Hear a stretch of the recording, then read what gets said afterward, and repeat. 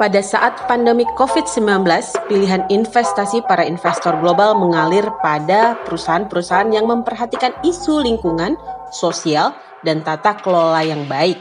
Bagaimana tren global ini akan mempengaruhi perilaku para investor secara keseluruhan? Berikut analisis Lilis Setiadi, CEO Batavia Prosperindo Asset Management, tentang tren dunia, kondisi di pasar saham, dan obligasi Indonesia, serta bagaimana peluang asing untuk kembali ke pasar kita. Untuk obligasi dulu masih cenderung positif, mengarah ke netral minimal untuk awal tahun 2021 ini. Penyebabnya apa? Pertama, kita melihat masih adanya kemungkinan untuk Bank Indonesia menurunkan suku bunganya, walaupun sudah tidak banyak lagi, paling 1/4%. Dibandingkan tahun lalu kan kita 1/4% ya turunnya.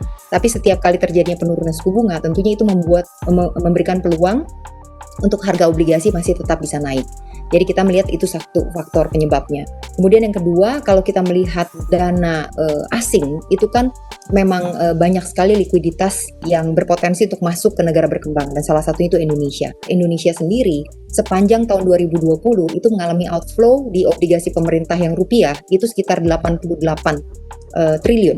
Sehingga kita melihat adanya potensi untuk minimal dana itu kembali dari asing akan kembali ke Indonesia. Jadi gabungan antara hitungan fundamental penurunan suku bunga memberikan potensi kenaikan di harga obligasi dan juga adanya tambahan aliran dana berpotensi dari asing untuk masuk kembali ke Indonesia itu membuat kita cukup positif terhadap pasar obligasi minimal untuk beberapa bulan di tahap awal 2021 ini. Sementara kalau kita bicara pasar saham, kita melihatnya untuk 2021 akan kondusif. Penyebabnya apa?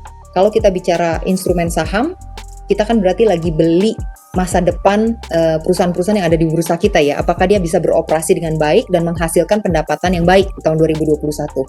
Artinya itu kita harus tidak bisa terlepas dari pembahasan perekonomian Indonesia sendiri. Perekonomian domestik itu sudah mengalami perbaikan sejak second semester tahun lalu, dan itu kita lihat akan terus berlanjut di 2021. Sehingga secara growth atau pertumbuhan itu ada, sehingga membuat perusahaan-perusahaan ini mampu beroperasi dan menghasilkan sesuatu yang baik di tahun 2021. Kita melihat potensi penambahan earnings itu antara 30-35% di level agregat IISG, pertumbuhan earningsnya ya. Dan kalau kita lihat juga valuasinya sendiri belum mahal, jadi reasonable di antara 15 kali P ratio untuk 12 bulan ke depan. Jadi itu sendiri juga akan membuat Indonesia menjadi cukup atraktif di mata asing, yang tentunya membandingkan Indonesia dengan negara-negara berkembang lain. Kalau Indonesia pertumbuhannya bagus tapi harga sahamnya sendiri sudah kemahalan, mungkin cenderung kurang bisa menarik gitu ya, karena pastinya investor asing pun ingin mendapatkan valuasi yang menarik juga ketika masuk ke saham-saham Indonesia. Kemudian yang ketiga, kita juga melihat secara, jadi 2 tahun berturut-turut asing ini sudah keluar dari pasar saham Indonesia cukup banyak. Jadi totalnya sekitar 78 triliun 2 tahun terakhir, 2019 dan 2020. Jadi kalau kita lihat rata-rata kepemilikan asing di saham-saham di Indonesia di berbagai sektor, itu sekarang posisinya itu berada di level yang di bawah rata-rata yang biasanya mereka miliki 5 tahun terakhir. Jadi itu yang kita panggil posisinya itu relatif underweight. Nah, kalau posisinya si asing itu sudah punya banyak atau overweight, mungkin walaupun growth-nya masih ada, valuasinya murah, mereka mungkin sulit untuk nambah lagi. Tapi kita melihat ini mereka semua posisinya underweight. Jadi gabungan growth-nya sendiri ada, valuasinya tidak mahal, dan posisi mereka sekarang, kepemilikannya itu underweight di Indonesia. Gabungan 3 hal ini membuat kita melihat pasar saham untuk 2021 ini akan kondusif.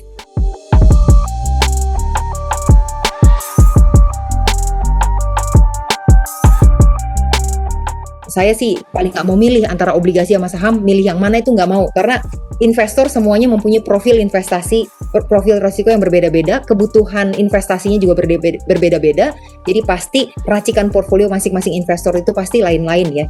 Tapi kalau secara garis besar, kami cenderung melihat pasar saham untuk 2021 cenderung lebih kondusif dibandingkan pasar obligasi, karena kita tidak melihat adanya potensi pasar obligasi berkinerja sepositif tahun lalu.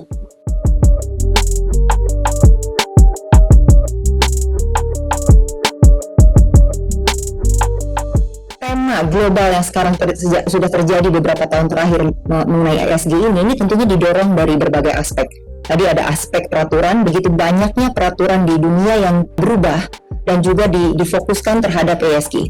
Kemudian dari sisi masyarakatnya pun sudah berpola pikir berbeda, di mana kita tidak bisa lagi nih hanya berkonsumsi, membeli barang hanya untuk benefit atau fungsi dari barang tersebut tanpa memikirkan dampak lebih lanjutnya ke planet kita sama-sama ini. Sehingga dari sisi society, dari sisi regulator itu banyak sekali mengalami perubahan, dan itu kemudian mendorong adanya suatu tren baru beberapa tahun terakhir, di mana dari level investor pun melihat bahwa mereka bukan hanya perlu mencari imbal hasil yang optimal, tapi juga perlu memastikan bahwa portofolionya itu resilient menghadapi berbagai ketidakpastian yang terjadi, ya, seperti pandemi 2020 yang kita hadapi tahun lalu dan masih berjalan sebenarnya sampai sekarang.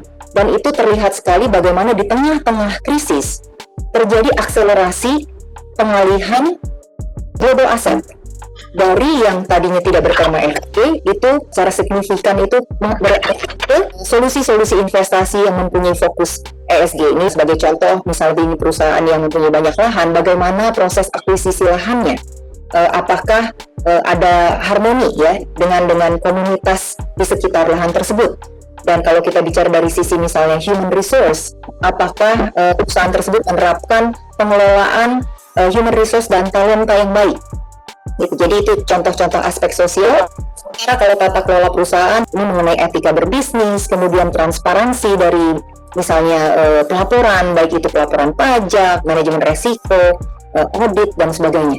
Itu hanya beberapa contoh dari bagaimana aspek ESG tersebut diteropong ya, betul-betul dilihat secara lebih mendetail di level korporasi, kemudian diberikan skor atas hal tersebut. Investor global ini apa sih yang mereka sebetulnya lihat sebagai benefit atau keuntungan untuk masuk ke produk-produk yang bertema ESG seperti ini? Yang pertama adalah bukan hanya bicara imbal hasil yang menarik, tapi kebutuhan untuk membuat portofolio menjadi lebih tangguh menghadapi turbulensi, ketidakpastian.